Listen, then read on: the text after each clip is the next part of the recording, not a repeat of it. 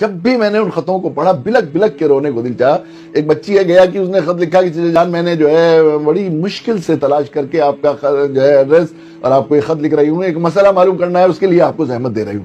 میرے والد صاحب جونیئر ہائی اسکول میں سرکاری ٹیچر ہیں اور تبلیغی جماعت سے جڑے ہوئے ہیں.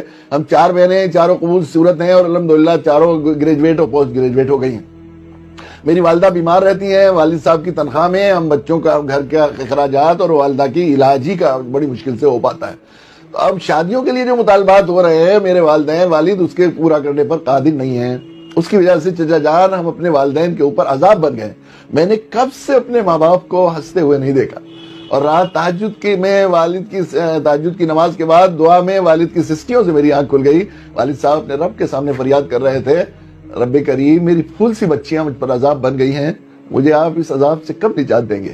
کیا چچا جان اب بھی ہمارے لیے خودکشی جائز نہیں ہے؟ یہ مسئلہ پورا کرنے کے لیے اس نے جو ہے جواب دیا. یہ ان بچیوں کی آہیں ان تمام محلوں سے ٹکرا رہی ہیں, ان مال والوں کی جو ہے ان کی دیواروں سے ٹکرا رہی ہیں, ان کو تباہ ان کو پھونک کر رکھ دیں گی. ان مظلوموں کی آہیں جو مال کے زوم میں مسلسل شادی کو مشکل سے مشکل بنا رہے ہیں. اس لیے اس کی بڑی ضرورت ہے کہ ہم لوگ عملی مثالیں, تقریریں کرنے سے, واعظ کرنے سے اور اس سے مسئلہ حل ہونے والا نہیں. سب سے بڑی چیز ہے کہ ہم لوگ عملی طور پر لوگ کھڑے ہوں اور ایسی مثالیں قائم کی جائیں کہ ہم لوگ سادگی کے ساتھ شادی سنت کے مطابق شادی کی جائے.